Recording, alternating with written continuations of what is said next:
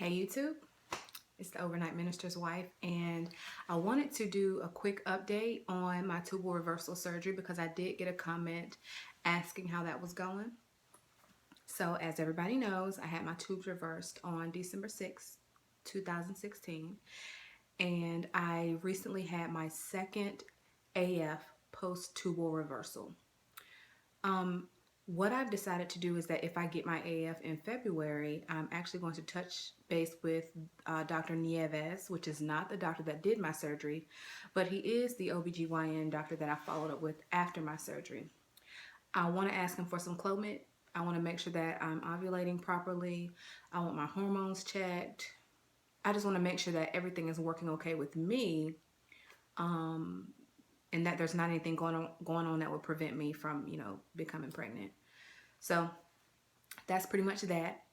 I don't think, I wouldn't say I'm 100% healed. Like, I can still feel a stitch, a knot, the knot they tie with the stitch on the end of my incision. I can still feel that. It's still tender, so like I can't have like my underwear and stuff rubbing up against it. It's still a very tender area. Other than that, I'm fine. I'm still taking it easy as far as lifting things and pushing, pulling. So I'm taking it easy in that area. What else? Don't even get me started with baby dancing. We get sit in. That's all. I mean, I don't know what else to say. I don't know what else to say. I don't know what else to say. We don't really think about it. We just do what we do, and when it happens, it'll happen. But I guess if you're wondering, like, is it different? Is it difficult? No. Every day. We do our due diligence. Now, on to why I really wanted to post this video. To any of you that have seen the surviving or overcoming infidelity video that me and my husband did, let me tell you, and this is to the saints. If you're not a saint, you may not be able to relate. That doesn't mean that it won't be beneficial.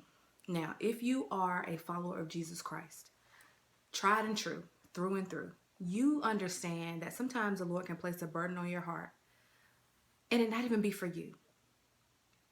It could be for someone else. And I just had this burden in my heart. I still do have this burden in my heart to put our business in the streets, for lack of a better word. But you know what I mean, to share what we went through, how we overcame. But get this.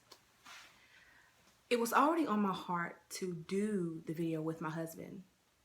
Initially, it was just trying to conceive, tubal reversal surgery. That's all I wanted to do, a blog for my own benefit, my own enjoyment, my own documenting. That's all I wanted. And then the Lord put it on my heart, do videos around marriage with your husband. So we did. So the day I made up my mind, meaning, okay, this is what we're going to do, and put a date to it. I said, we're going to do that video together this weekend, babe. I hope you're ready. That kind of thing, getting him ready. I hope you're ready to kind of share and be open and be transparent. Let me tell you,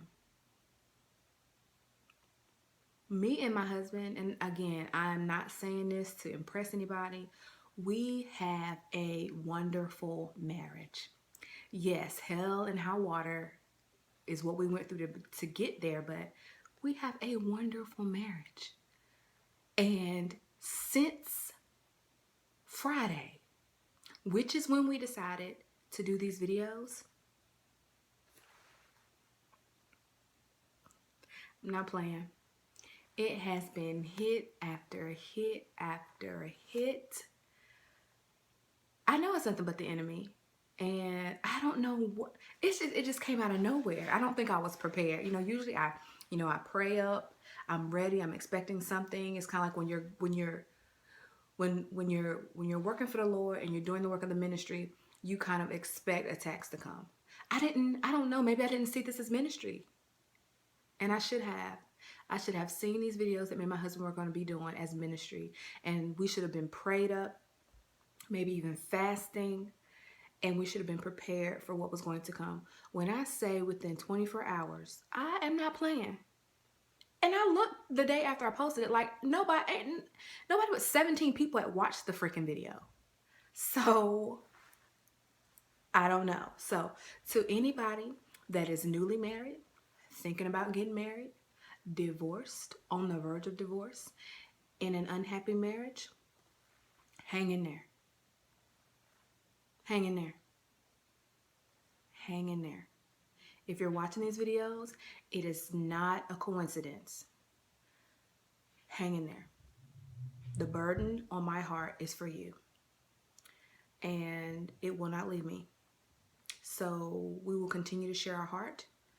I will continue to do what it is that God has put on my heart to do and to share. I don't care if 5 people watch. I don't care if no one watches, and it's 10 years before anybody comes across anything that me and my husband share. But if you are a believer, be praying for us, because we just shared. If you watch that video, we just talked about infidelity. I don't know if I haven't posted part 2, so I don't want to say something that I haven't posted yet, which I will be posting tonight. But something that I shared that I said on the video, I said, remember I told you I can deal with this, I can deal with that, but I can't deal with that. But that is exactly what had happened in our marriage, and that's exactly what we overcame. When I tell you that a situation has come up with our children that has required someone that I have a bad history with to have to be involved with my man of God,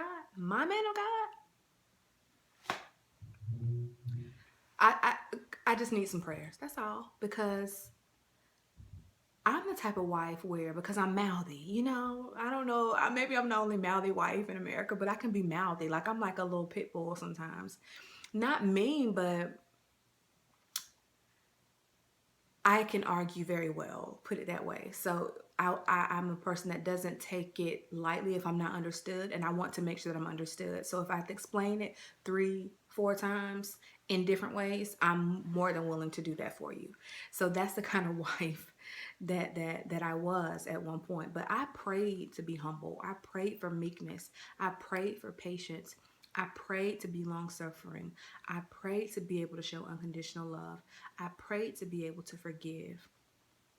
I prayed for those things, and God did it. And I'm telling you, since Friday, it started Friday.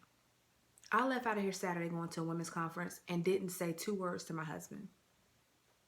Right, I know. 2 words was done. See ya. Then woke up this morning, left early to go to work. I was just ready to leave. See ya. I'm out. Oh my gosh.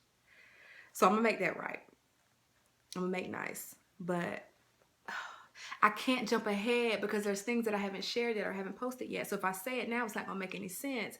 But when I say that this chick, my stepdaughter's mother, within the last 48 hours, not that she's done anything wrong. She hasn't. She's done nothing wrong. But what I'm saying is the situation that has come about with my stepdaughter has caused a reason for my husband and her to be back in communication on behalf of my stepdaughter, which is understandable. I'm not unreasonable.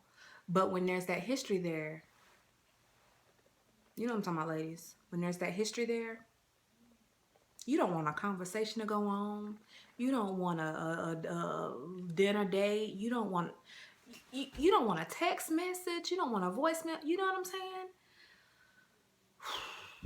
I'm standing in my bathroom recording a YouTube video before my husband gets home in front of my closet, because I was thinking about all of y'all that will come across this video or have watched any of my videos in the past, and I'm just blown away by the attacks of the enemy.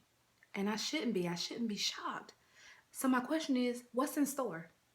What is it that he's trying to prevent? Because the way I'm feeling right now, I don't want to do no videos with him. If I can be completely honest, I'm just being real. Yes, we're going to continue to do videos because the devil is under our feet. No weapon formed against us shall prosper. Greater is he that is in us than he that is in the world. I'm not giving this situation any room in my marriage, but I'm just telling you, when I say the enemy is real, See things for what they are. Don't jump down your spouse's throat because of a situation. Ask God to give you discernment. Ask God to just increase your level of discernment, and so we can make sure that as wives we're pointing our weapons in the right direction, that we're not beating down our husbands, and we're not fault finders when it comes to our spouses, that we are the eye for them, because they don't always see what we see. They don't always discern what we discern, and they don't always understand what we understand. So we have to be that for them. But once we are that for them, we have to come to them in love, not with accusation, not with an attitude, not like I did. Yeah, so yeah, that's it. Okay, I'm rambling now. Y'all have a good night.